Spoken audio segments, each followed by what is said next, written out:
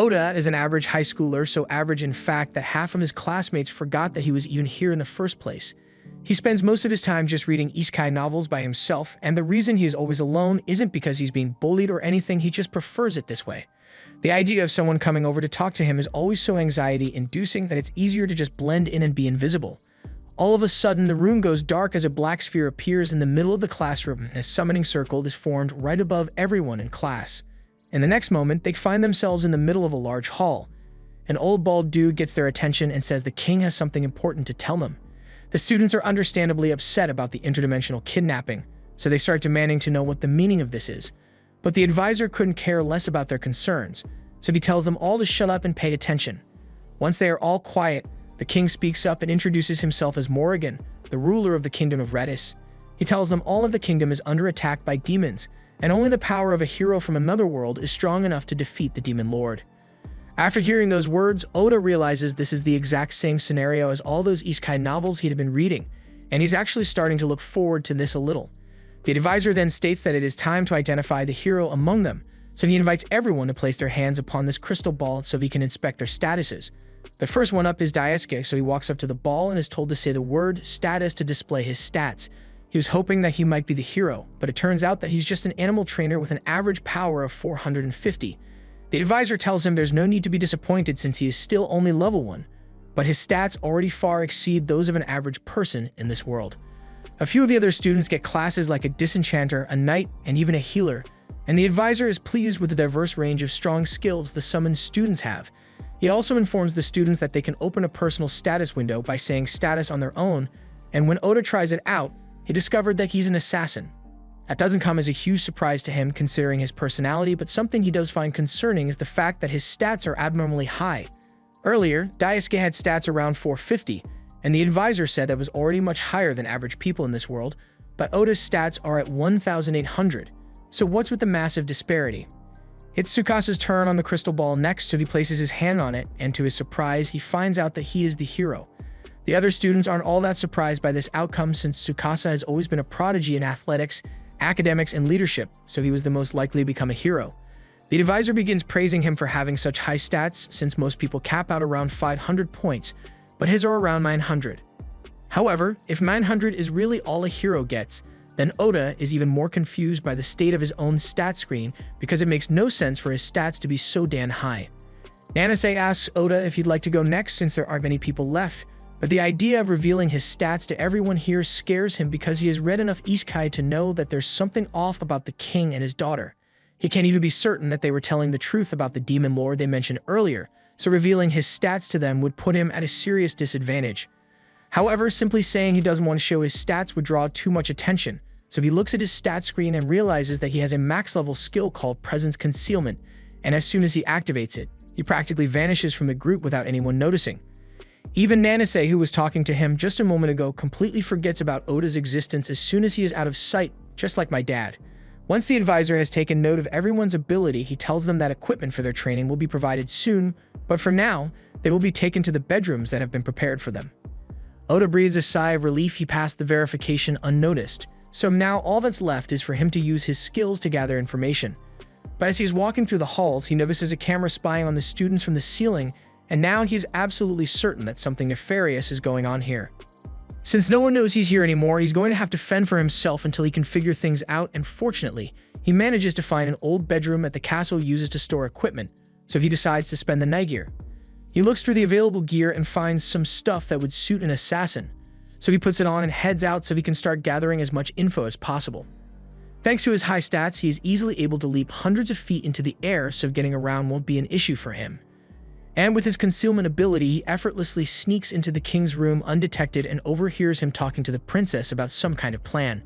Morrigan also reminds her to make sure she doesn't let any of the students go into the castle's archive, because it'd be bad if they were to learn the truth. Oda still doesn't know what exactly their plan is, but he can tell that it's not something good, so he is tempted to just stab the king to death right here and end it once and for all. But doing that would be too reckless, at least not until he has gathered more info. The next morning, Oda sneaks into the dining hall and grabs a piece of bread to eat. He contemplates whether he should undo his concealment and tell his classmates that the king is up to no good, but he doubts they would believe him. Just then, Tsukasa walks in and he has something he wants to say. It's clear that they became stronger by coming to this world, and he feels like it is their duty to use their newfound power to help defeat the demon lord just like the king asked them to. So he would like to ask for everyone's support in achieving that goal, and they all seem to be on board with the idea. Oda realizes that the fact that they all see the king and princess as allies means there's no way they'd believe him if he told them about what he overheard last night, so he decides to gather some more information before doing anything else.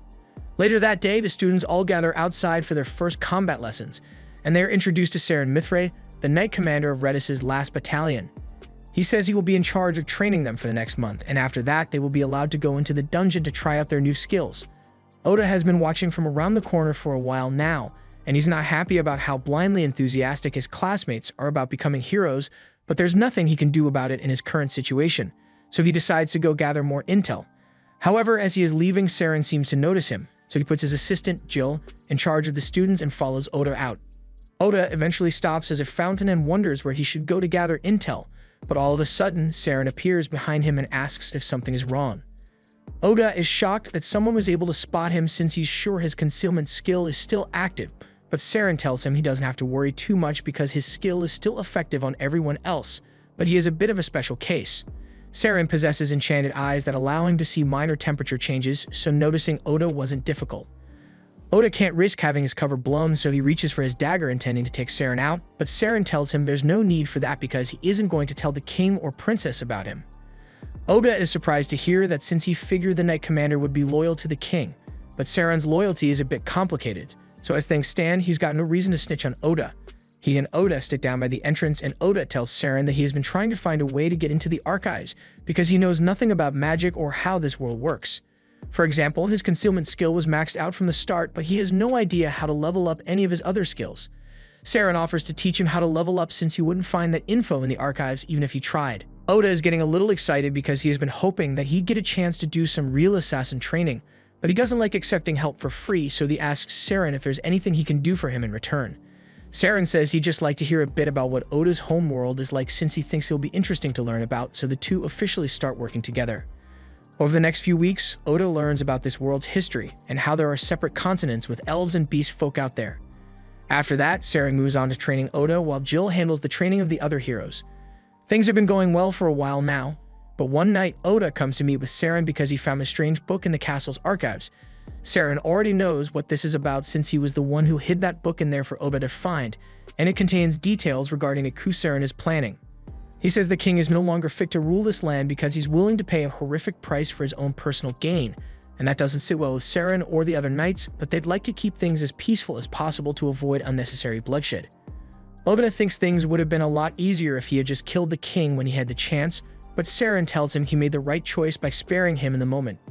Killing a man is not an easy burden to bear, especially not for a teenager like him. Just because he is an assassin doesn't mean he is obligated to kill, and if he truly intends to return home someday, he should keep his killing to an absolute minimum. Oda appreciates Saren's advice, but he asks him why he has been looking out for him so much even though he stands to gain nothing. Saren says he has high hopes for Oda, and he's not just talking about his stats. When he was first summoned, Oda was the only one who actually thought things through and didn't just go with the flow. Plus, there aren't many who could endure what Oda has been through and come out stronger. Oda gets a little embarrassed since he has lived his entire life being ignored by everyone around him, and this is the first time someone has ever actually praised him so much. Saren is glad it made him happy, but he does have a favor to ask of him since he could really use some help with the planned coup, and Oda says he will consider it. By the end of the month, the training of the heroes is finally over, so it is time for them all to head down into the dungeon. But while they are being paraded through the streets, Oda notices someone who has been glaring at them from the sidelines, and he wonders why she holds such animosity towards the heroes, so he sneaks up behind her to ask. The girl is startled by Oda's sudden appearance, but he assures her that he means no harm. He just wants to know why she seems so hostile towards the heroes when all the other people seem to support them. The girl asks him if he really doesn't know what the kingdom has to sacrifice to summon them here. But this is Oda's first time hearing of any sacrifice, so he's not sure what she's talking about. She could have easily told him what it was, but instead she tells Oda he should find out the answer for himself since this won't be the last time they see each other. As the party heads into the dungeon, they are forced to battle their way through a large group of orcs, but no matter how many they kill, even more always end up appearing. Tsukasa suggests they should all retreat for now, and Saren agrees since they've made enough progress for today, so he uses his divine sword skill to clear a path to the exit and tells everyone to run as fast as they can. However, after walking through the door, they find themselves cornered by even more monsters, so their chances of escaping are looking slim. Just then, Tsukasa remembers that before they came out on this mission, the princess had given him a special smoke bomb which she said would scare monsters away, so he decides to give it a shot and tosses it at the orcs. But to his horror, the smoke bomb actually turns the orc into a minotaur that's much stronger than anything they've faced so far. By the time Oda and Jill arrive, the party is already on the verge of defeat, so Oda springs into action and tries stabbing it in the back of the neck, but its hide is way too tough for him to pierce, so his sword shatters on impact. Oda is forced to fall back and finds Tsukasa kneeling on the floor with a broken arm. He's in the middle of a serious mental breakdown because he can't handle the fact that he's not strong enough to defeat the Minotaur on his own. Oda knows Tsukasa has a strong sense of responsibility, but he has never been one to crumble under pressure like this, so he gets the feeling that somebody did something to him. He asks the party's disenchanter to try casting Dispel Curse on him to see what happens, and sure enough, the remnants of a curse are seen floating off his head, so someone definitely planned this whole attack and Oda has a good idea of who's behind it. While Tsukasa's curse is being dispelled, Oda tells Saren that he plans to give his new skill a try, so Saren launches a flash of lightning at the Minotaur, and as it is being electrocuted, Oda activates his shadow magic. Dark tendrils begin to emerge from the shadows before piercing the Minotaur where it stands. Once it has been restrained, Oda begins pulling it into the shadows until its entire body is devoured, leaving only its head behind. However, while he may have successfully killed the Minotaur, he still doesn't have full control over his shadow powers, so he begins struggling to keep them from going out of control. Fortunately, Saren comes to his aid to help him remain calm until he is eventually able to withdraw the tendrils. After the battle is over, everyone returns to the castle, and Saren congratulates Oda on a successful mission. It's thanks to him that everyone managed to make it home safely, but while his shadow skill may be incredibly powerful, it also takes a massive toll on him, so Saren tells Oda to avoid using it unless absolutely necessary. He tells Oda that he has a gift for him, so he hands him a katana. He says the blade was forged by the first hero who was summoned centuries ago, and Oda is grateful for it, but he wonders why Saren is giving it to him instead of the current hero of Tsukasa. Saren explains that Tsukasa was already given the holy sword to use in battle, plus the king would definitely notice that something was wrong if he saw Tsukasa wielding the katana since Saren kind of stole it from the royal armory. Oda understands, so he accepts the katana, and he thinks it's cool that he gets to use the same sword as the former hero. But speaking of heroes, he recalls that the situation with Tsukasa hasn't gotten any better. They were able to figure out that he was cursed, but while some of the symptoms were alleviated by the disenchantment spell, the curse itself still persisted, and Oda plans to find out why. Later that night, Oda sneaks into the princess's room and finds her in the middle of strengthening the curse on Tsukasa with a magic crystal and turning him into a puppet. But before she could finish her spells, Oda takes action and slices the crystal in half. This should take care of the curse for now, but he still has a few questions he'd like to ask her, so he points his sword at her throat and demands to know why she is doing this. The princess coldly says that everything she does is for the sake of the king, so he asks her why she is following his orders, but upon closer inspection, he notices that there's not a single original thought going on behind those eyes. She's obviously being controlled as well, and it wouldn't be right to kill her if she's not doing this of her own free will, so Oda simply leaves. However, he probably should have taken her out anyway because as soon as he is gone, she goes into her closet full of cursed crystals for each of his classmates and begins using those instead. A little while later, Oda takes the crystals to Saren and asks if he knows anything about it. Saren has definitely seen these crystals before and he mutters to himself that he can't believe the king hasn't given up on this yet. That aside, he asks Oda if he revealed himself to the princess while he destroyed the crystal, and he admits that he did, but only because he wanted to find out what she's thinking and why she's doing all this. Saren tells him that the princess is nothing more than a puppet for the king at this point, but Oda has done enough for today, so Saren says he should go to sleep. But he advises Oda not to rest on castle grounds any longer. The princess is definitely going to try cursing everyone aside from Tsukasa now, but she doesn't know who Oda is, so she has no control over him. She may not know exactly who he is, but now that she is aware that there is an assassin on castle grounds, Saren is sure the guards will spend the night searching every nook and cranny, so Oda won't be able to hide in storage closets anymore. Oda apologizes for revealing himself without thinking of the consequences, but Saren tells him there's no need to apologize. Making mistakes is a natural part of youth, so it's Saren's job as an adult to help him handle the aftermath. Oda says he is grateful that he has someone like Saren looking out for him. And Saren says that if he really wants to express his gratitude, then Oda should bring him along once he finally finds a way to return to Japan. Oda spends the night out in one of the trees, but he is woken up when he hears a huge commotion early in the castle. He wonders what could possibly be going on so early in the morning, so he heads over to take a look. He finds a few guards and his classmates gathered around, and once Tsukasa spots him approaching, he is relieved to see Oda again. Oda is glad to see that the curse on Tsukasa was broken, but Tsukasa looks panicked and asks him where he has been. Oda explains that he was just taking a nap and asks what's going on here. He had expected something mundane, but to his horror, he found Commander Saren lying on the floor with a dagger through his chest. Oda breaks down and asks who could do such a thing. But suddenly, all of his classmates turn on him, accusing him of being the killer. The dagger in Saren's chest is the same one they saw Oda using just a day ago. That would be compelling evidence against him, but they literally saw his dagger shatter against the Minotaur in the dungeon, so this one couldn't be his. Even so, his classmates all say he is way too suspicious because he is always disappearing and appearing whenever he wants. Oda realizes that the princess must have successfully cursed all of his classmates for them to be acting this way, so the only one who is still normal is Tsukasa. He tries sticking up for Oda since it's not fair to accuse him of murder without any evidence, but all of a sudden, the king shows up and announces that Oda is being charged with treason for the murder of Commander Saren, so he orders the guards to execute him immediately. Oda sees a smile flash across the princess's face, and in that moment, he realizes that he is being set up, so no amount of explaining will be enough to get him out of this mess. As the guards are about to stab him, he activates his concealment skill and disappears from view, so the king orders his men to spread out and search everywhere for him. In the meantime, Oda sneaks up next to Jill since he knows he is trustworthy. And once he gets Jill's attention, he is informed that the real culprits behind Saren's death were the king's personal assassins, and now they'll be coming after Oda next, so he is going to have to go on the run. Jill explains that Saren had anticipated something like this happening, so he prepared a bag of supplies ahead of time for Oda to use. Oda thanks Jill for the information, and after gathering the provisions, he leaves the kingdom. That night, the king and princess meet to discuss the plan's progress, and the king is honestly surprised by how easy it was to take out Saren, but it's a good thing the assassins were able to deal with him quickly. The princess has also finished applying curses to all the students aside from Tsukasa, so now they just need some sort of justification to start a war with the nation of the East.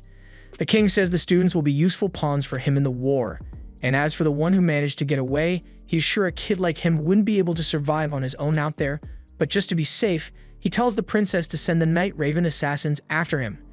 Meanwhile, Oda has just arrived at the dungeon since Saren once told him it's the best place to hide out if you're on the run. Practically no one would bother searching a dungeon just to find you, so it should be safe in there, but water and food are limited, so Oda needs to be careful.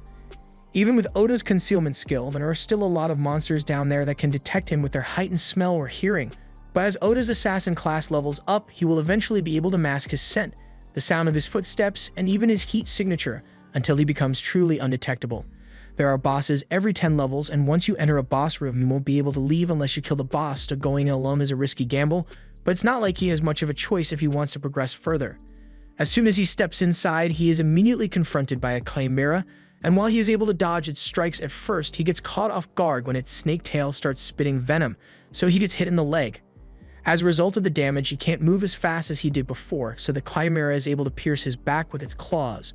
But just as it was about to finish him off, Oda decided to use his trump card and cast shadow magic to completely obliterate the chimera. He successfully defeated the first dungeon boss, but the injuries he suffered, combined with the exhaustion from using the shadow skill, left him in critical condition. The shadow skill recognizes that there's a risk of its master dying, so while Oda is still unconscious, it automatically switches from attack to recovery mode and begins healing his wounds. Meanwhile, back at the castle, Tsukasa has just asked everyone to leave the castle with him. They ask if he's saying he wants to go hunt the Demon King right now, and that sounds like a good excuse, so Tsukasa goes with that, but his classmates all tell him to shut up and sit back down because they aren't going anywhere. He realizes that their behavior must be an effect of the curse that Saren told him about before he was killed, and if it's true that all of his classmates are being mind-controlled, then he's just going to have to leave on his own. However, to his surprise, a few of his classmates actually do agree to leave with him, and a few hours later, they are all standing outside the city limits. They are surprised that they managed to get out so easily, but it makes sense since their excuse was that they wanted to fight the Demon Lord, and it wouldn't make sense for the king to stop them from completing their mission. That aside, Tsukasa wonders why the others chose to join him when everyone else refused to even consider it, so Yuki tells him that she doesn't think anyone here is currently afflicted by the princess's curse. Asakina adds that he thinks his actions might have played a part in breaking them free from the curse, since even though he's not sure why he did it, He has fuzzy memories of himself sneaking into the princess's room and shattering a bunch of crystals in there. We later find out that Jill was the one responsible for it because he used his manipulation skill to take control of Asakina's body in order to undo the curse. And even if he was only able to break a few of the students free, he is glad he managed to fulfill Seren's last wish. As the group leaves the kingdom, Asakina thinks to himself that he needs to find a way to reconnect with Oda somehow. He wishes he had tried to find him while he was still staying hidden within the castle, and regardless of the fact that he was cursed, he feels terrible about not standing up for his friend. Most people in class never really spoke to Oda much, but one day, while walking home from school, Asakina happened to run into Oda while he was working a construction job. This was the first time they had met outside school, so Oda asked him to keep his job a secret since he didn't want his little sister to find out about it. Asakina promised to keep the secret since he knows what it's like to look after a little sister. And it just so happened that both of their sisters were best friends, so they had a good laugh about the coincidence. Meanwhile, down in the dungeon, Oda has just regained consciousness, and for some reason he recalls having a dream about the day he met Asakina. He really hopes Asakina is doing alright, and he is just as worried about his mom and sister back in Japan, but after he is done worrying, he suddenly comes to the realization that he isn't in excruciating pain even though he got his back clawed out by the Chimera. He calls out for his status screen, and from what he can see, his stats went up a lot from defeating the Chimera, but that doesn't explain why his HP is almost full despite all the damage he took in that fight. He also notices that his shadow magic skill is now level 3, and he doesn't understand how it could have gone up so much after he only used it once, but he has no time to think about it. Therefore, he decides to keep moving. Further down in the dungeon, he ends up running into a giant slime, and after cutting it open, he finds a pretty elf girl inside. He thinks this is the perfect opportunity to try out one of the new skills he got from leveling up, the World's Eye. He activates the skill, and all at once, every bit of information about the girl's life comes flooding into Oda's mind, but it's way too overwhelming for him to process it all, so he cancels the skill halfway. The girl barely has 2% of her HP left, so Oda carries her up to the 69th floor and sets her down by a pool of water so she can rest. She later wakes up and Oda hands her some water to drink to make her feel better. He tells Amelia she should get some more sleep so she can recover properly, but she says she's too hungry to sleep, so he makes her a bowl of porridge. The girl is grateful for the food and starts eating right away. After she's done eating, she asks Oda how she got here since she remembers being further down in the dungeon, and he explains that this was the closest watering hole, so he carried her up.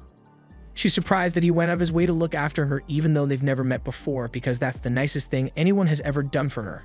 A few hours later, Amelia is back to full strength, and she and Oda have made it all the way down to the 80th floor, but Oda wonders why she is following him since he assumed that she would want to return to the surface as soon as possible. Amelia tells him she came down here to clear the dungeon just like him, so she's not leaving until she has accomplished her goal. The two make their way into the floor boss room, and the second they set foot inside, they are attacked by a dragon. They both jump out of the way, and Amelia uses gravity magic to weigh the dragon down while Oda goes for a finishing blow. However, the dragon was somehow able to locate him and swats Oda out of the air. Amelia tells him that the dragon is probably tracking his mana signature, so he should diffuse it into the surroundings, but Oda has no idea how to do that, so he does the next best thing and uses pure mana to launch an attack at the dragon before stabbing it to death through the eyes.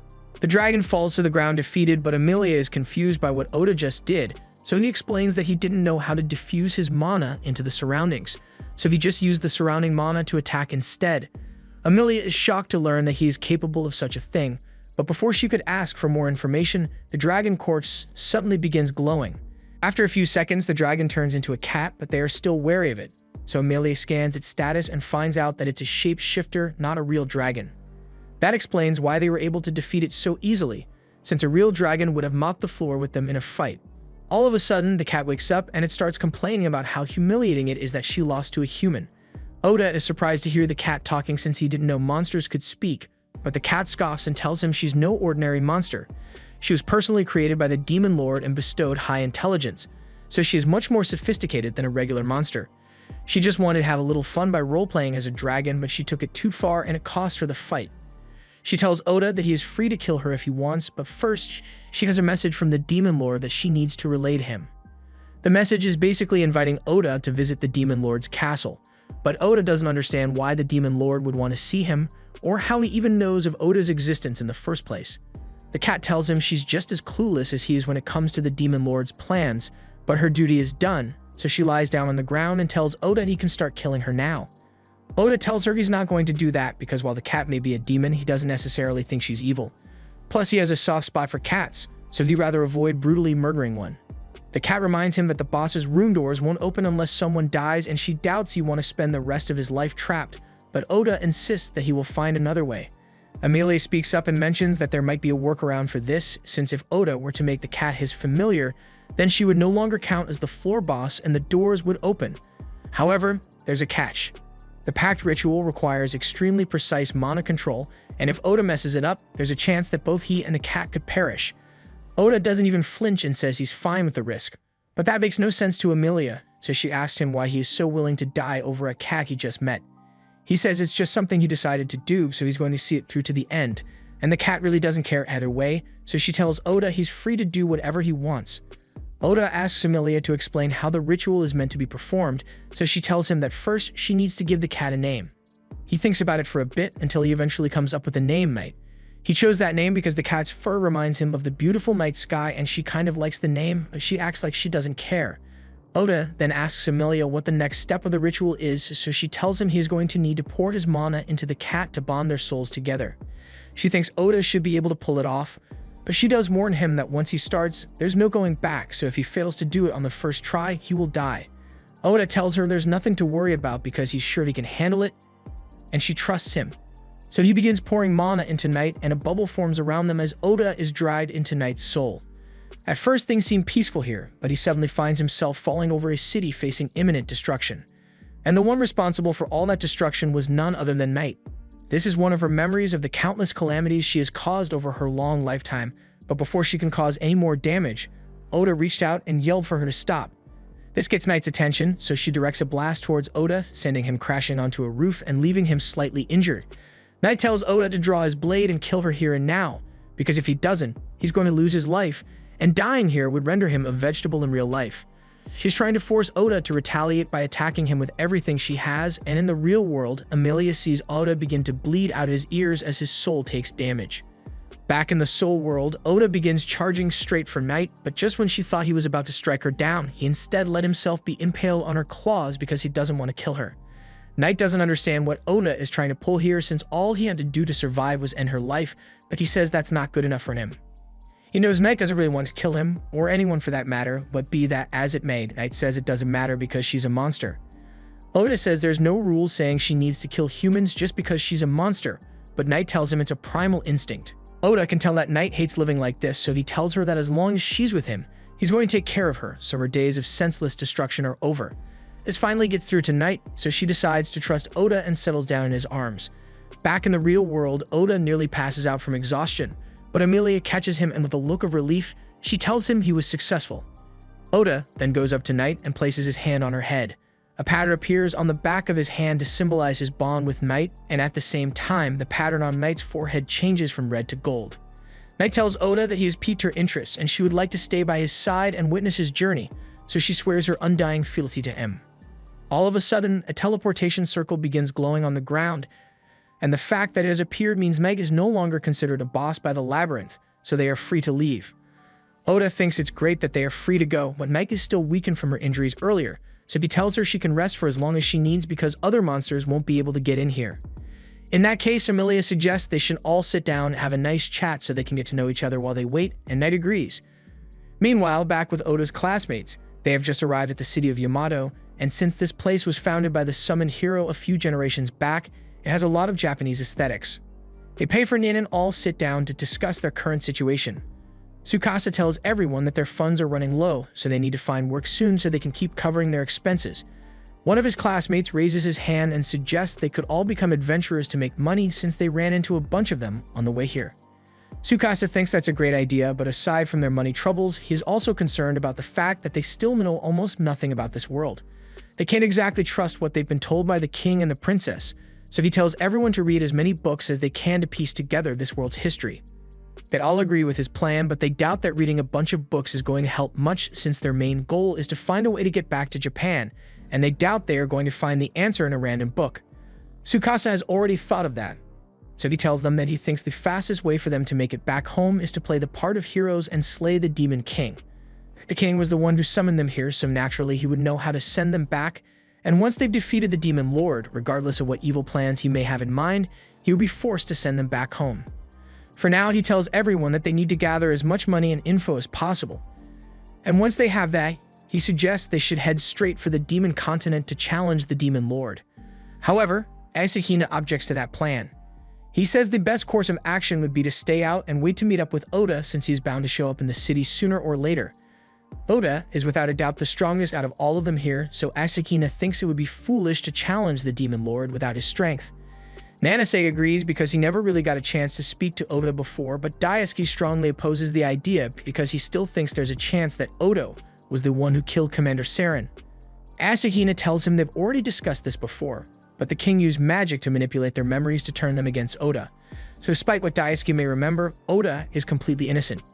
Be that as it may, Yuki says Oda is nowhere near here right now, and even if he were, there's no guarantee that he'd want to help them after everything he has been put through. Since Tsukasa is the leader, Shiori asks him whether he thinks they should wait for Oda or press on without him. Tsukasa thinks about it for a minute, and he sees why Asahina would want to wait for Oda since he is a trustworthy friend, and he is a lot stronger than the rest of them. But he doesn't think Oda would want to team up with them. He's always been someone who likes to do things on his own, and with the power difference between him and the rest of the class, they would only be slowing him down. That's why he suggests they should all train as hard as they can so that they can catch up to Oda's level of strength, and only after that will they be ready to challenge the demon lord. Back in the dungeon, Amelia tells the story of how she was betrayed by her people and hunted down until she was eventually cornered on the edge of a cliff. She asked her sister and her people why they were doing this to her, since up till that point, she had never done anything that would warrant such hatred from them. But her sister had no real answer. She just said they wanted Amelia to die.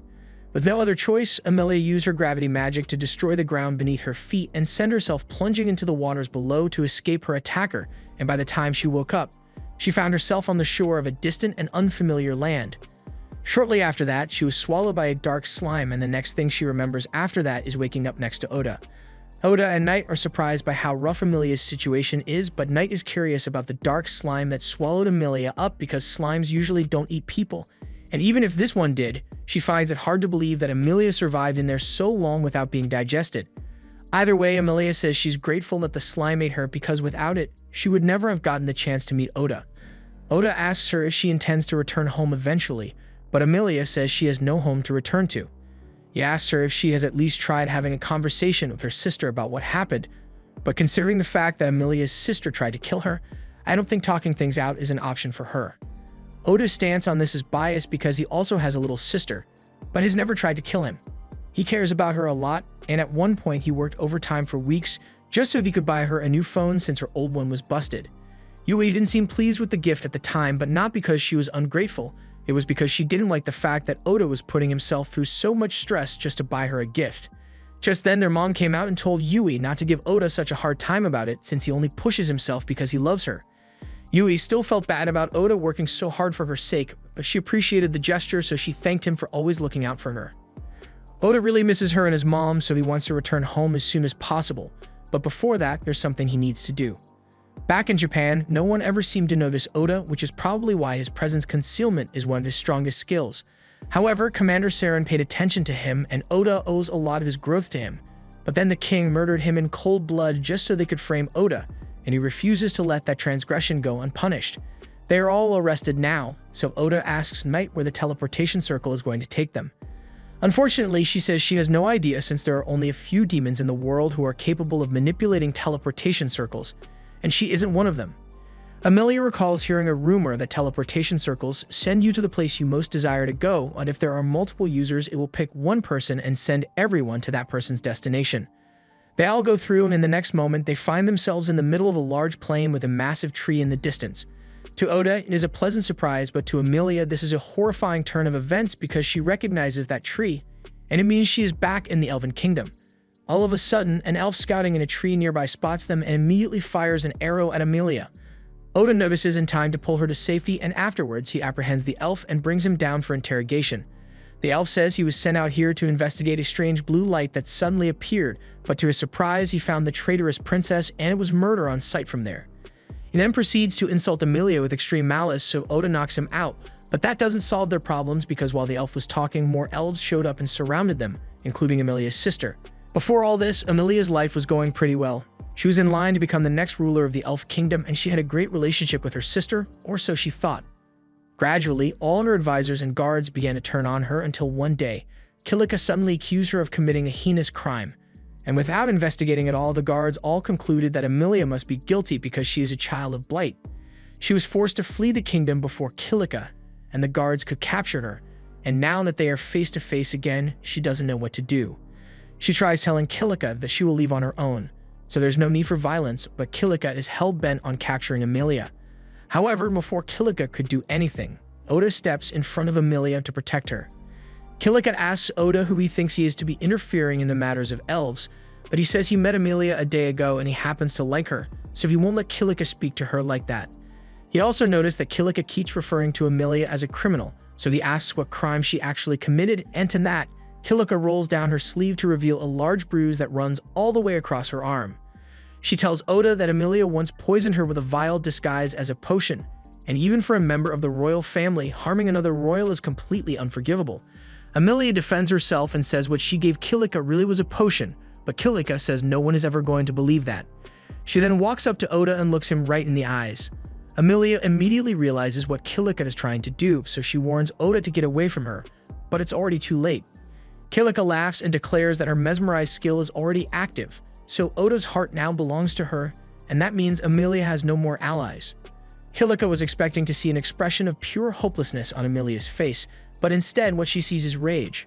Amelia yells at Kilika to undo her spell and apologize to Oda because he should be allowed to make his own decision on who he loves.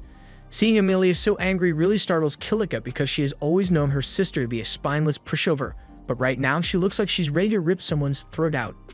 Just then, Oda speaks up and tells Amelia to calm down because he's not under the control of any spell, and that's because mental type skills like Mesmerize only work effectively on people who are weaker than you. Kilika refuses to believe that a bumpkin like Oda is actually stronger than her, and he doesn't really care what she thinks of him. But he does care about what people think of Amelia, so he tells Kilika that she's going to have to dismiss the false charges she brought against Amelia.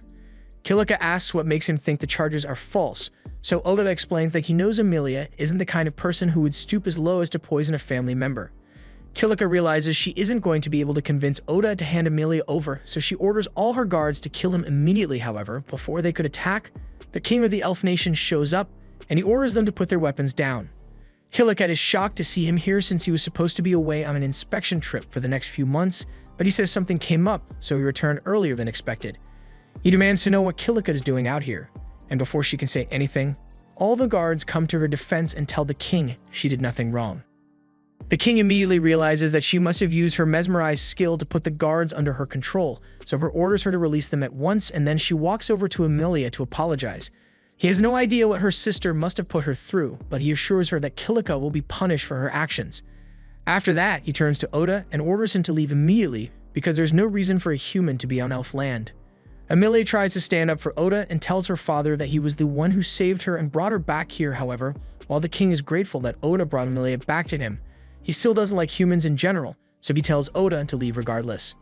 In that case, Amelia says she's going to leave as well, but the king becomes angry and says there's no way he would let that happen. Amelia is the only one he trusts to rule the kingdom once he is gone, so he won't let her leave, but Oda tells him it's Amelia's choice to make. The king orders Oda to stay out of this because it's none of his business, but Oda isn't one of the king's subjects, so he has no reason to obey those commands. In fact, he says he is more than willing to make the king listen to him with force, and judging by what Oda did to Liam on the floor over there, the king can tell that he's not bluffing. With that said, the king has never been one to duck a fade, so he issues a challenge to Oda, under the condition that the loser has to obey the winner's commands, and Oda accepts, so the king says the duel will be held at the base of the holy tree in accordance with their tradition. As they walk toward the tree, Amelia apologizes to Oda for dragging him into this mess, but he says there's nothing to apologize for because he's the one who chose to get himself involved. Changing topics, he recalls Kilika referring to Amelia as a child of blight, so he asks her what that's all about. Amelia explains that there's an old elven legend that says whenever a set of twins are born, one will differ from their parents, and this child is said to bring calamity upon the land, hence they are referred to as a child of blight. People used to kill the odd twin at birth because of this, and Knight is surprised to hear that elves still believe it despite the fact that the legend was proven to be mere superstition long ago. Amelia says it usually isn't an issue anymore, but Kilika has been bringing it up a lot lately since her eye and hair color are different from that of the rest of her family. It's pretty obvious that Kilika was just using that as an excuse to alienate Amelia, and personally Oda says he thinks Amelia's hair and eyes are beautiful. They eventually arrive at the holy tree, and since Kilika was the one who started this whole mess, she will be facing Oda in the duel.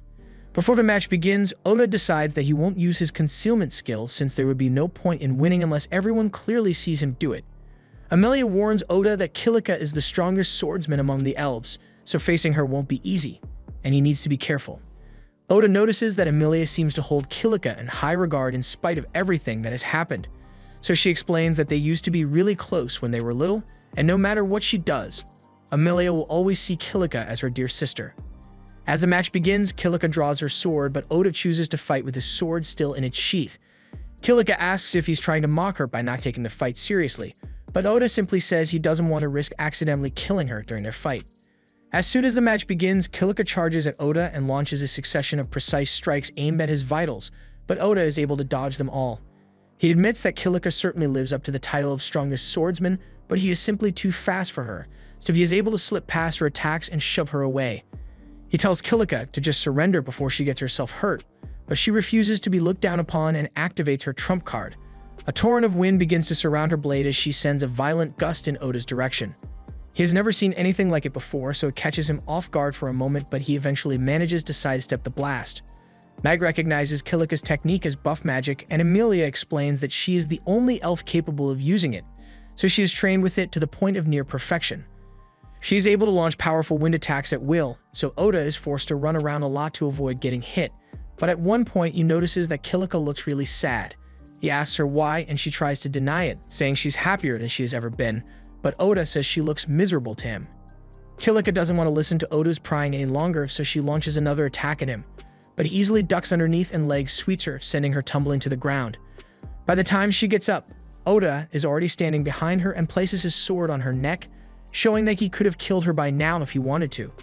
He once again asks Kilika to just surrender and make peace with Amelia, but Kilika vehemently refuses. She says she would never make peace with someone who stole everything from her. She then flies into a rage and begins launching indiscriminate blasts of wind in all directions. She says she has nothing because Amelia and her divine nature took it all away from her. Kilika used to get along great with Amelia when they were younger, but then it was discovered that Amelia possessed the spirit medium class, and with that once mastered, she could become one of the strongest people on the continent, so from that day onward, nothing Kilika did was ever good enough. Amelia tries to tell her that that's not true, but Kilika is too upset to listen to reason right now. Just then, Liam approaches Amelia and asks her to help save Kilika with this, and she immediately understands what he's trying to do. She climbs onto Knight's back and uses the power of the holy tree branch Liam gave her to cast purification magic and release everyone from Kilika's mesmerized spell. This sends Kilika into an absolute frenzy, so she unleashes her most powerful wind blast yet, and Oda is forced to use his shadow magic to counter it. He is eventually able to overcome the force of her wind magic, knocking Kilika to the ground and causing her to lose the will to fight. Just then, Liam and Amelia walk over to check on her, and Kilika asks if they are here to mock her now that she has been defeated. Liam tells her that's not the case because he's actually worried about her, but she doesn't believe him since she thinks that as soon as the mesmerized spell wore off on him, he rushed straight to Amelia's side and helped her undo the rest. However, Amelia tells Kilika she's wrong because Liam was never actually under her spell. Kilika thinks Amelia is simply lying to her, so she says they should hurry up and exile or execute her already because she doesn't want to live like this anymore. But the king says if anyone should be punished, it is him because he's the one who caused Kilika to turn out this way. Kilika doesn't understand what he's talking about, so the king explains that he sealed away some of her memories a long time ago to protect her, but he now realizes that was a mistake. He undoes his forgetting skill, and all at once, Kilika's lost memories return to her.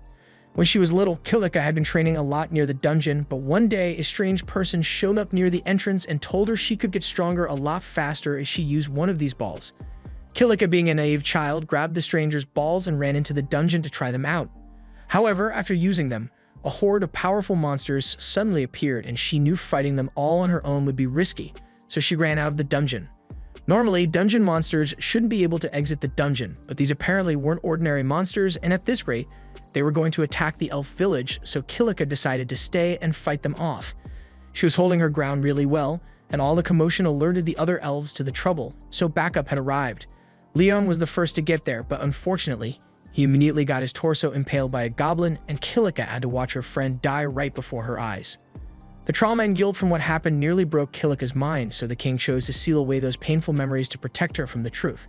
Liam wasn't the only one who died in that fight, but the situation was later salvaged thanks to Amelia using her spirit medium magic to craft 2 spells: gravity magic and resurrection magic. She was able to revive everyone who died, so there was no real loss that day. But since Kilika was the only one who was unaware of what happened, all those involved unintentionally grew distant from her.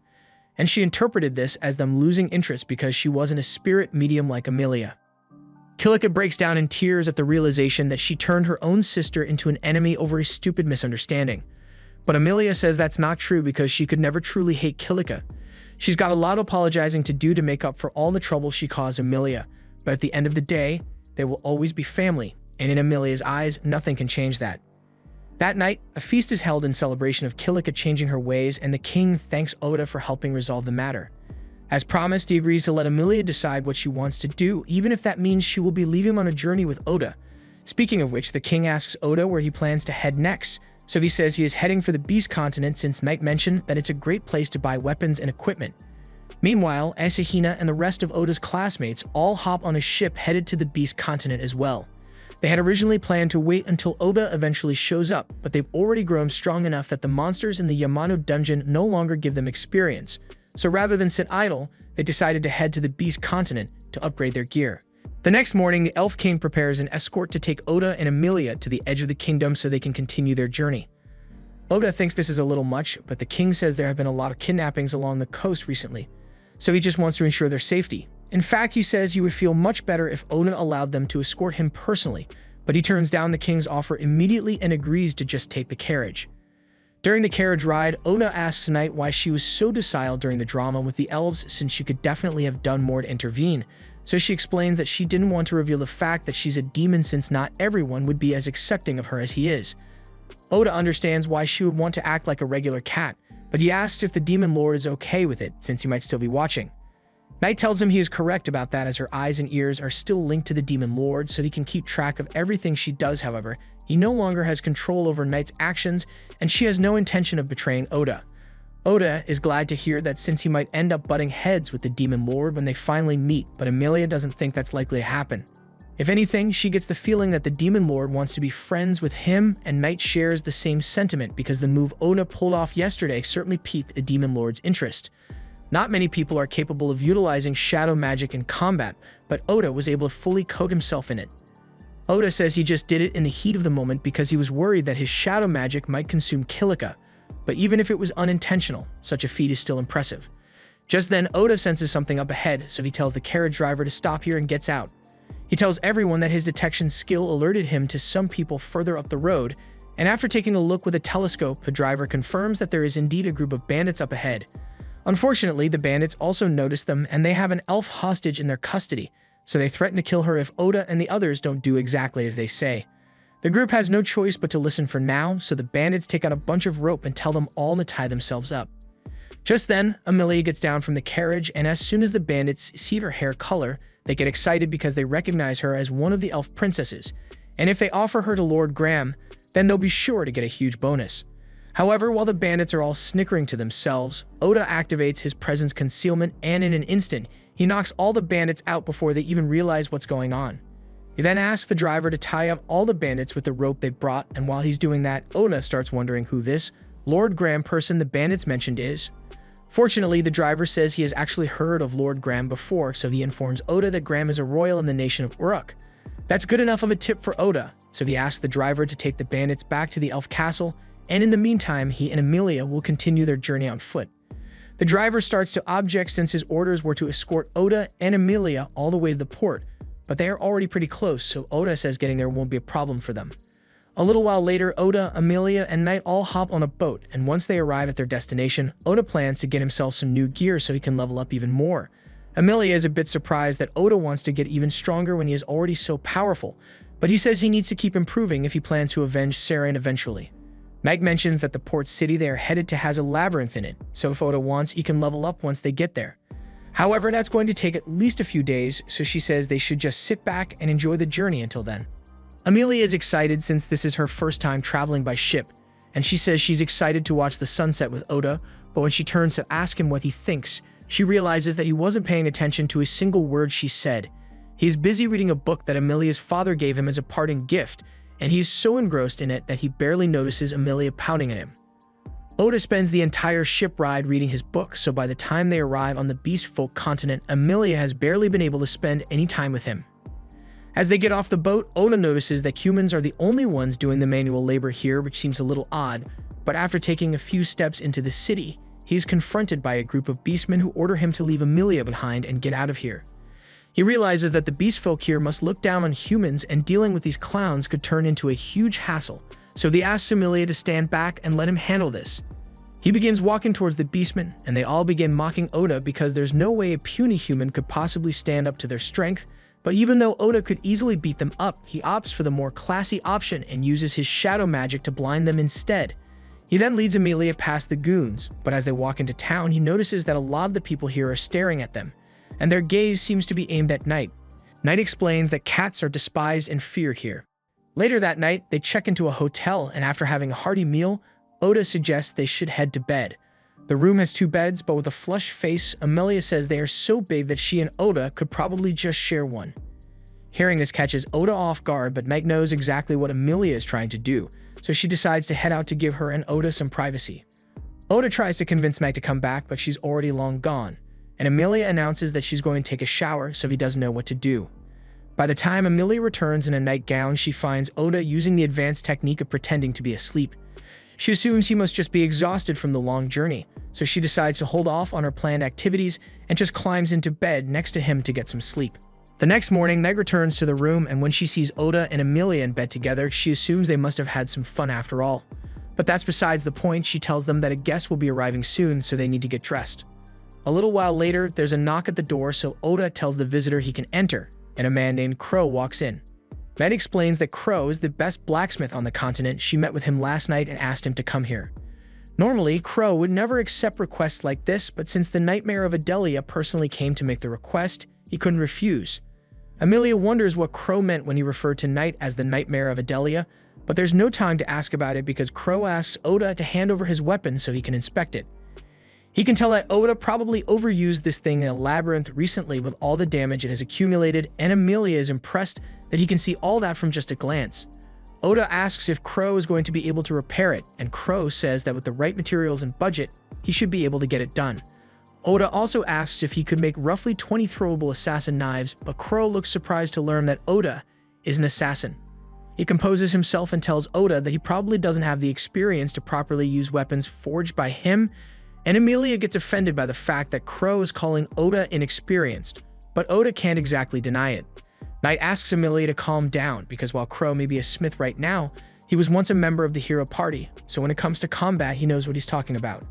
Crow meant what he said about Oda being inexperienced, but he still agrees to forge the weapons Oda asked for, so he writes down a list of all materials Oda will need to gather, and in the meantime, he's going to hold onto Oda's sword to make sure he doesn't damage it any further. Crow taking Oda's sword was a bit unexpected, but Knight assures him that Crow is the best there is, so Oda's weapon is in safe hands. Oda takes Knight's word for it, but even if Crow can fix the sword, Oda has no idea where to get all the materials he asked for. Knight tells him that the easiest option would be to hunt for them in this city's labyrinth, and it would give Oda a chance to level up as well, so he thinks the idea is perfect. The labyrinth in the city is located near the center, but access is limited based on one's rank as an adventurer. Oda doesn't think that will be much of a problem for him, so he begins making plans for the hunt, but while he's doing that, Amelia asks if it's alright for her to head out for a little bit since there's something she wants to talk to Crow about.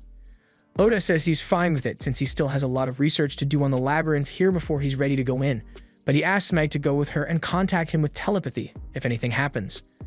A little while later, Amelia and Knight arrive at Crow's workshop, and Amelia mentions that she heard that when the previous hero party failed to kill the demon lord, only the hero and a beastman managed to survive, so that beastman must have been Crow.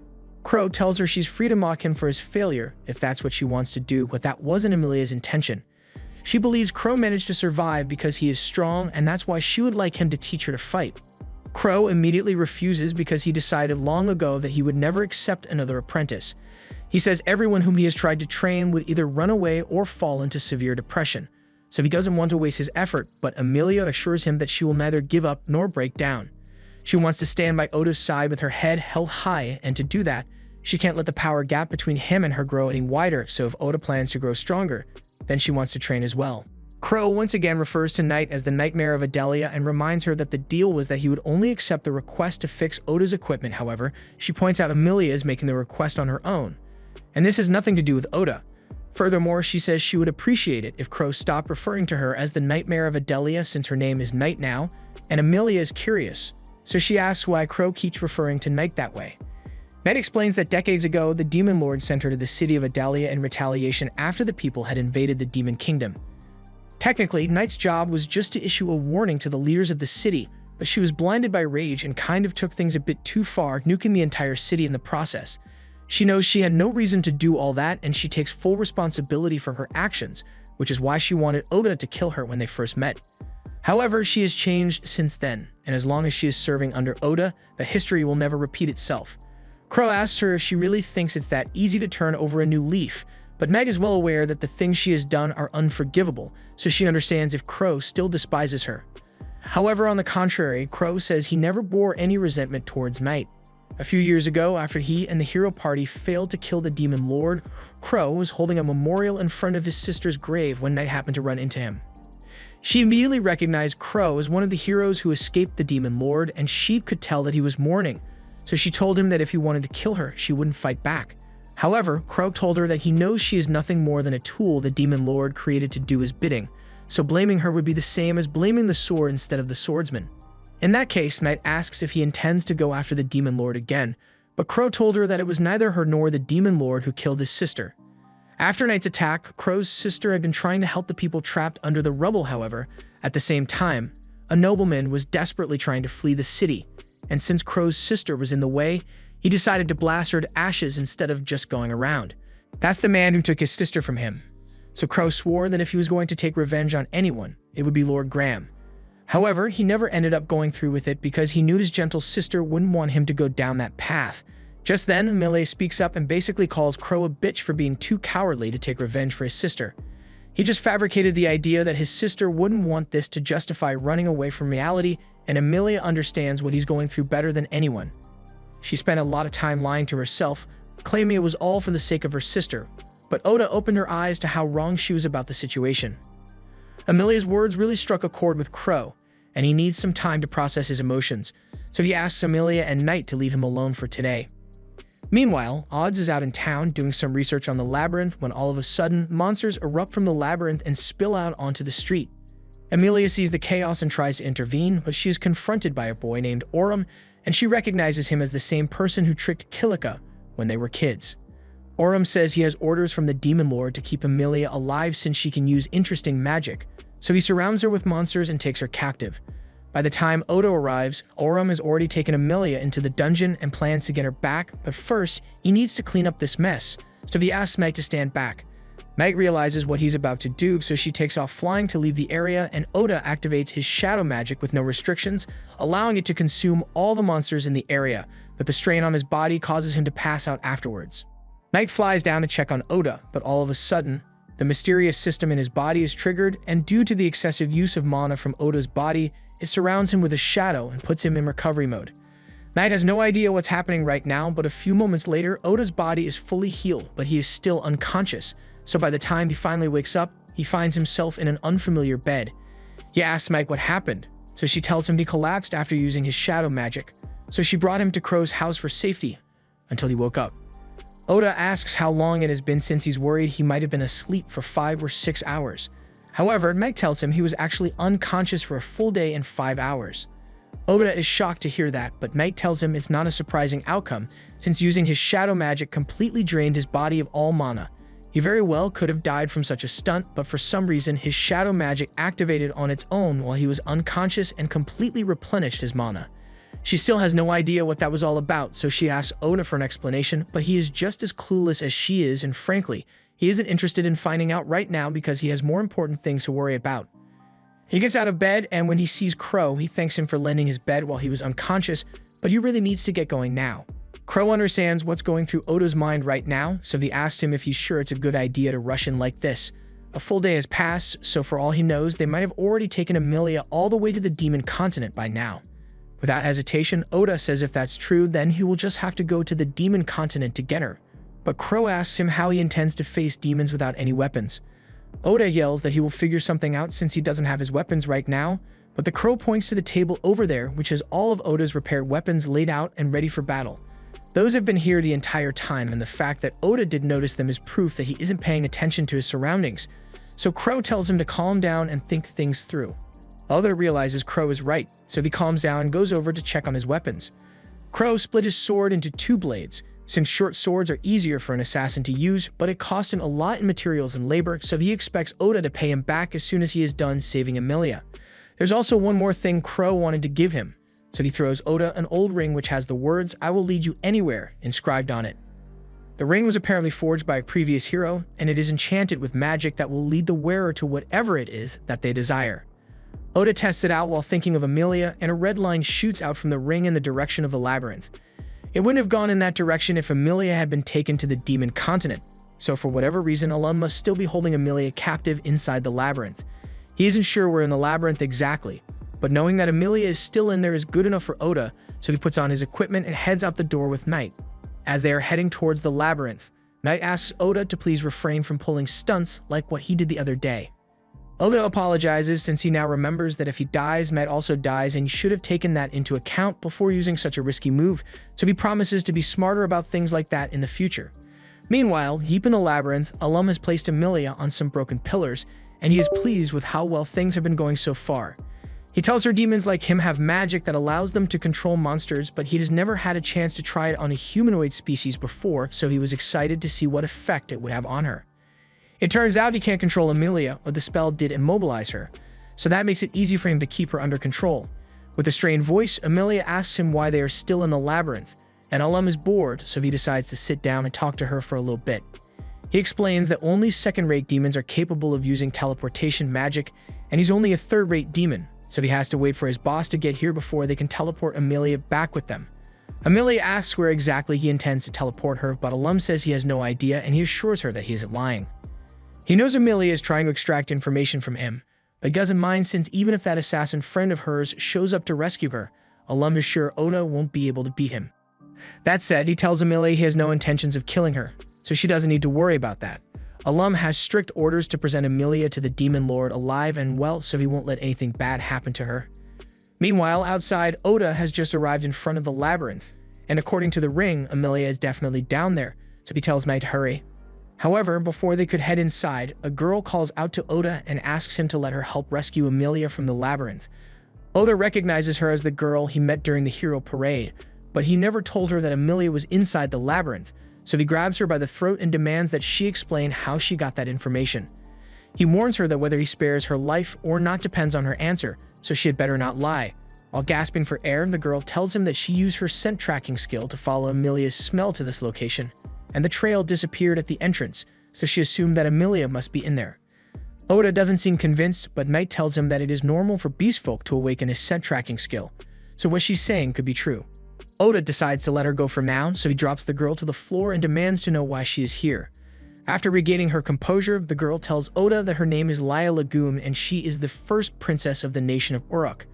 She received word that the Demon Lord was targeting Princess Emilia, so she was going to warn them. If that's the case, then Oda asks why she didn't warn him as soon as he and Emilia arrived in town, but she says she wasn't sure they would believe her without proof, so she planned to investigate and find more evidence, but by then, the demons had already attacked. Oda can't tell whether Leia is telling the truth or not, so he decides to use his scan skill to check. From what he sees, you can tell that Leia isn't lying, but he does notice a peculiar skill in her stat window, so he asks her what her spirit barrier skill does. Leia asks how Oda knows about her skill, but he tells her he's the one asking questions here, so she explains that normal barriers can usually only be used in one spot, but her spirit barrier can be applied to moving objects. Oda asks if that means she can apply barriers to people, and Leia confirms it, so he thinks she would be a useful asset in saving Emilia. Leia also tells him that the Demon Lord is after Emilia because he wants to get his hands on her resurrection magic, and after hearing that, Oda realizes how serious the situation is, so he tells Leia to get on Knight with him because there's no time to waste. Meanwhile, down in the labyrinth, Alum has just told Emilia that the Demon Lord is after her resurrection magic, but she doesn't understand why. Demons already have practically infinite lifespans and they don't die easily. they'd have no real use for resurrection magic. Personally, Alum doesn't understand it either, since resurrection magic doesn't work on people who have been dead for too long, and once it has been used, you can't use it again for several days, so its applications are pretty limited. Amelia is surprised that Alum knows so much about her resurrection magic, but he changes the subject and points out that once he kills Oda, Amelia won't be able to revive him since she already used her magic to revive herself after that fatal blow she took. He's really excited to see what kind of expression Amelia makes when she sees Oda's lifeless body hit the floor, and he wonders if it will be as good as the look of horror he saw on Kilika's face back then. Back on the surface, on their way into the dungeon, Oda asks Leia what she was doing in the kingdom of Regis when he first met her, so she explains that her family was abducted by black slime, so she was looking for them there. Oda is surprised to hear that a black slime kidnapped Leia's family, since Amelia also had an encounter with a black slime, but he doesn't know if those two events are related. Leia goes on to state that she was adopted by the royal family of Uruk, but before that, she used to live in a remote village. One day, a black slime suddenly appeared, and even though slimes are usually monsters that can be taken down with one hit, this one swallowed up Leia's father, mother, little brother, and all the villagers in a single day. No ordinary slime could have done that, so she is sure that someone modified it and released it into the wild. After everyone Leia knew had been taken by the slime, the royal family offered to adopt her since they saw value in her skills as a protector, so she accepted and soon became Uruk's princess. She used her authority to look into the slime incident, and the trail ended up leading her to Redis, which is where she met Oda the first time. During her search, she found out that her village wasn't the only one that was attacked, and that a large number of humans, beast folk, and a few elves had gone missing in similar incidents. Their lives were consumed as part of a summoning ritual, and Leia later found out that the ritual in question was the one that summoned the heroes. So she was watching the parade that day to get a good look at the faces of the people her family was sacrificed for. Oda asks her if she holds any resentment towards him for what happened, but she says she knows he and the other heroes aren't to blame for what happened. Her hatred is directed at the king and princess for killing the people she loved for their personal gain, and Oda also has a score to settle with them, so he and Leia have something in common. While they are on the topic of the summoning ritual, Oda tells Leia that he doesn't believe that the king actually summoned them to fight against the demon lord, and Knight tells him he's right to not believe it because it's a bold-faced lie. The demon continent hasn't attempted an attack on humanity in the past 100 years, and they have shown no signs of doing so either, so the king's claim of needing to summon heroes to fight back is complete bull. The group eventually arrives inside the labyrinth, and the way things work here is that you must defeat a certain number of monsters on each floor before you will be allowed to progress to the next. Oda says he can use his shadow magic to take care of the monsters quickly, but Knight tells him he can't do that. He's going to have to fight a demon when they find Amelia, so it's a bad idea to risk exhausting himself before they get there. But Oda says they have no other choice since Leia can't fight, and he's the fastest one here. Knight tells him she can fight in his place, and if she goes into battle mode, she should be able to tear through the monsters on each floor in no time, but there's a risk of her losing control to her instincts in that form, so she's worried she might hurt Oda or Leia.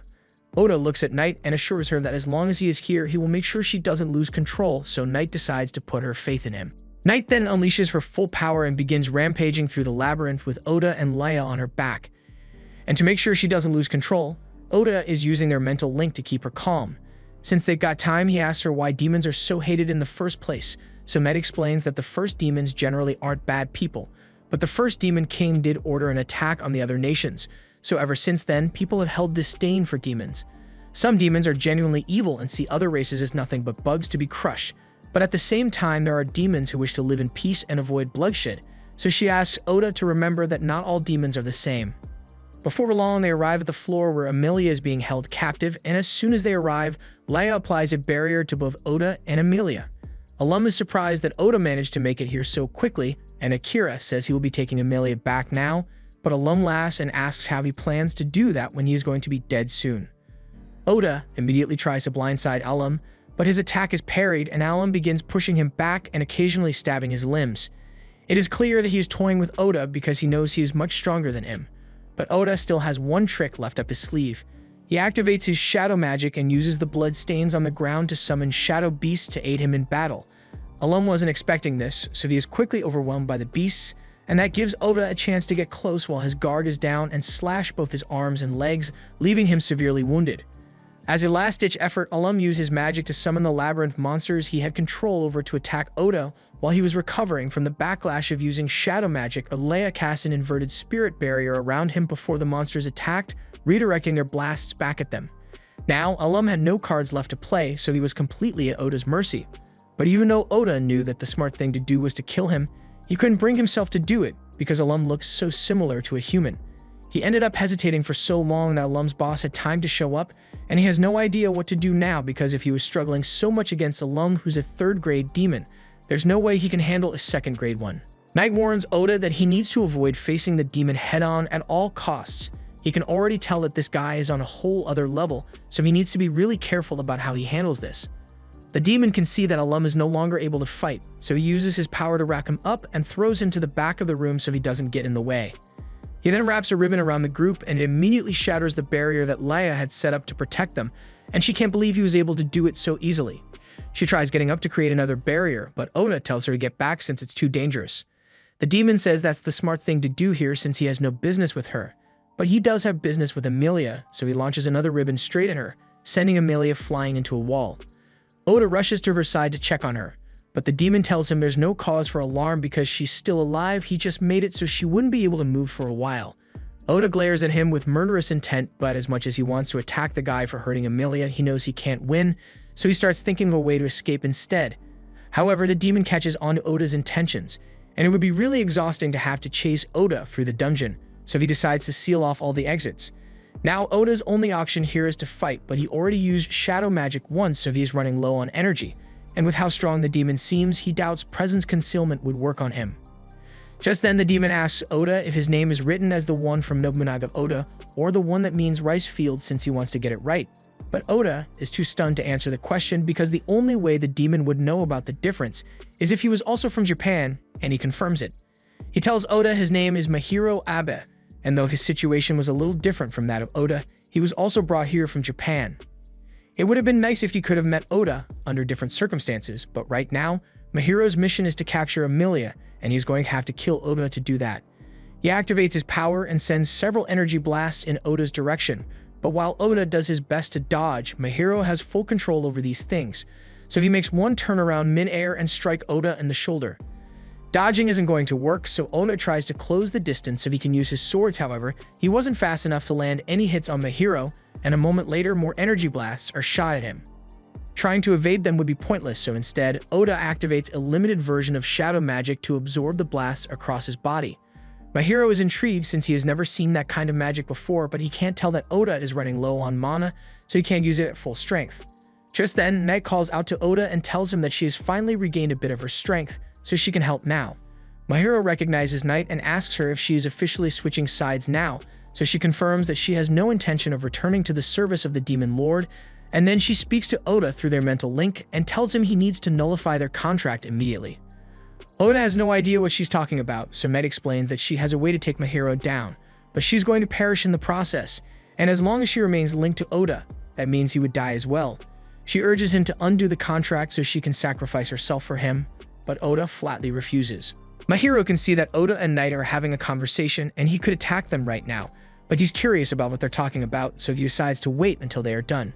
Oda tells Knight that he didn't think he could win earlier, but now that she's here, they might have a shot at beating Mahiro if they work together, so there's no need for her to sacrifice. Knight tells him that there's no guarantee that they will be able to win against Mahiro, so this plan is incredibly risky, but Oda says he's willing to take that risk if it means Knight gets to survive. Knight doesn't like the fact that Oda is putting himself in so much danger for her sake, but she respects his decision, so she uses the last of her energy to begin her transformation. As the golden light dissipates, Oda discovers that Knight has transformed into a copy of Captain Saren, and while in this form, she has access to all of Saren's abilities, but she can't hold it for long, so she tells Oda they need to finish this quickly. She activates Saren's magic, creating a massive light hammer in the air, forcing Mahiro to cast his shield to defend himself, but the light also happens to strengthen the power of Oda's shadows, so he seizes the opportunity and covers himself in shadows to boost his attack power before striking Mahiro. Knight soon joins Oda in pushing Mahiro back, and he is starting to get overwhelmed by the constant strikes, so Oda is able to land a slash across his back. Knight warns Oda that her transformation is going to wear off soon, but Oda says it doesn't matter since he should be able to finish Mahiro off with his next attack anyway. However, Mahiro still has one trick up his sleeve, so he snaps his fingers, and in the next second, Amelia shows up behind Oda and stabs him through the chest with her hand.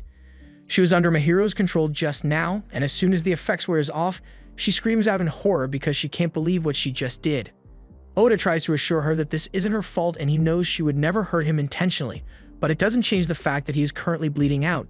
He keeps trying his best to stay alive, saying he can't die until he has achieved his goals, but a moment later, the color fades from his eyes and Oda's body goes cold. However, just as Oda's heart is about to stop beating, the system in his body recognizes that his injuries are fatal, so it intervenes and activates healing mode. Energy begins emanating from Oda's body as the system begins healing him, and Mahiro sees this happening, so he tries to double-tap Oda to make sure he stays down. But the system has already put up an impenetrable barrier, so Mahiro's attack can't harm Oda right now. Once the healing is complete, Oda's body begins to rise, but he isn't the one in control right now. The system has determined that Mahiro is a serious threat to Oda's survival, so it goes into battle mode and charges right at him. Oda and Mahiro clash, but with the system in control, Oda is able to use shadow magic much more efficiently. So when Mahiro attempts to hit him with an emergency slash, he creates a shadow wall to defend himself and then uses those shadows to bind Mahiro in place. The system then warns him to undo the spell he cast on Amelia and leave it once if he wants to live, but Mahiro refuses to accept defeat and instead decides to target Amelia to force Oda to sacrifice himself for her. The system doesn't really care about Amelia all that much, but Oda does, and the thought of her in danger is enough to snap him back to consciousness. So he runs over to Amelia to protect her with his body, but just as the spikes were about to hit him, Mahiro's magic is suddenly dispelled and the one responsible is Crow. He came down here because he was worried about Oda, and it looks like he arrived just in time. Mahiro is surprised to see Crow again since he thought he had died decades ago, but Crow is clearly alive and well, and Mahiro doesn't want to risk fighting him right now, so he decides to withdraw for now and creates a teleportation circle so he can leave with Alum. Oda is relieved that it's finally over and that Amelia is still safe, but all the strain on his body finally catches up to him, so he passes out, and by the time he wakes up, 3 days have passed. Amelia and Knight has been waiting for him to wake up this entire time, and they are really glad that he is alright. A little while later, once Crow realizes Oda is awake, he comes to check on him, and he has a few guests with him who want to see him as well. To Oda's surprise, he realizes the guests are his classmates, and they knew Oda was here because Jill has apparently known Crow for a long time. So when they came here looking to upgrade their gear, he informed them of Oda's presence. He's really happy that they were able to break free from the king's curse and leave the castle. They tell him that Jill was the one who helped break all their curses, for which they are all thankful. But speaking of Jill, Oda asks if it's really alright for him to be here since he'd probably get in trouble for leaving the castle. However, Jill says there's no need to worry about that since he was fired from being a knight already. The king thought the knight's order was hindering his plans, so he just got rid of them. And that sounds exactly like something the king would do. Asahina tells Oda he has been looking forward to reuniting with him, and he asks if Oda would like to join them, but Knight immediately objects. She says she is the only partner Oda needs, but Asahina tells her to shut up because Oda can speak for himself. Oda tells everyone to calm down for a second, because before he decides whether to join them or not, he'd like to know what they plan to do after this. Tsukasa explains that they were thinking of going after the Demon Lord soon, but Knight scoffs at them and says they are nowhere near strong enough to challenge the Demon Lord yet. Yuki gets offended by Knight calling them weak and asks why she's picking on them so much. Oda kind of agrees with Knight's opinion on them being too weak, but she isn't helping with the conversation right now, so he asks her to leave for a minute so he can finish talking with everyone. Once Knight is gone, he asks them why they want to go after the Demon Lord in the first place, so Tsukasa explains that doing so would raise their influence, and then they might be able to negotiate with the King of Regis to get him to send them home. After all, if he summoned them here in the first place, he must know of a way to send them back. It sounds like a good plan in theory, but Oda has a few problems with it, like for one, what on earth made them think it would be possible to negotiate with a man who tried to mind control a bunch of teenagers and killed Saren for his own selfish goals? Even if the king does know of a way to send them back, Oda isn't willing to do anything involving him, especially since he knows the king sacrificed hundreds of innocent people to summon them here in the first place. In that case, the others ask Oda what he intends to do since he must want to return home as well, so he tells them that the demon Mahiro is able to create teleportation circles, so he might know something that can help get them home, and Oda will eventually infiltrate the Demon Lord's castle to make him talk, but before that, he has to avenge Saren's death. Afterwards, he will do whatever it takes to make it back home, but hearing Oda say that makes Amelia feel conflicted since she wants Oda to succeed, but she also doesn't want him to leave her behind. It's a lot to process, so she leaves the room to get some fresh air and Oda goes after her. He finds Amelia at the edge of a cliff near the water, and she tells him she already knows they will have to go their separate ways one day, but it's not easy for her to accept it. She tells him there's something she needs to apologize for, and Oda tries to say he doesn't blame her for what happened in the dungeon since Mahiro was controlling her. But there's more to it than that. Amelia felt absolutely terrible for hurting him, but for a brief moment, she was actually happy about it because the thought crossed her mind that once Oda returns to his world, he would likely forget all about her. But if he were to die at her hands, then at least he would never forget her. She knows it was a messed up thing to think, and Oda doesn't really know what to say to that. But he does know what his feelings about Amelia are. He tells her that in his world, when a man and woman make a vow to spend the rest of their lives together, they wear a ring on their fourth finger, but he doesn't have a ring right now. So instead, he hands Amelia his sword and cuts a ring around his finger. He then tells Amelia he loves her, and if she's okay with it, he would like to become her partner for the rest of his life. Amelia is overjoyed and responds, telling Oda she loves him as well. She then cuts the same ring on her finger to seal their vow to be together, and Oda asks her if there's anything she wants him to do for her. Amelia takes his hand and says she just wants him to promise that he won't die, he won't forget, and he will never leave her. Oda swears that he will do everything in his power to keep those promises, and the two share a beautiful kiss as the sun rises. This was the end of episode 7. Subscribe to not miss the next part.